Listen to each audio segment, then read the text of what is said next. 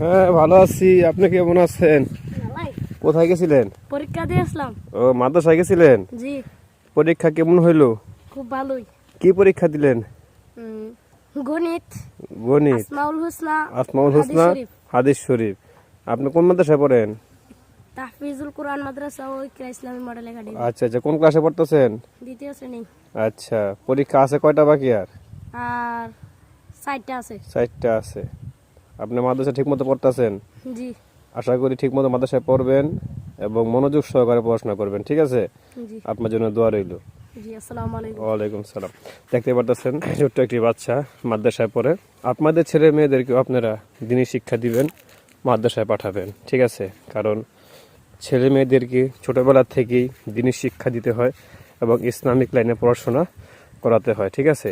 Islamic লাইনে অবশ্যই পড়াশোনা করাতে হবে, কারণ এই পৃথিবীতে আপনার সমস্ত শিক্ষা অর্জন করবেন। এই পৃথিবীর যেই শিক্ষাগুলি আছে এগুলি এখানে কাজে লাগবে, আর ইসলামিক শিক্ষাগুলি কবরে কাজে লাগবে, ঠিক আছে? তাই বলি আপনার ছেলে মেয়েদেরকে সুশিক্ষায় শিক্ষিত করুন ইসলামিকভাবে, অবশ্যই তাহলে জীবন সুন্দর হবে।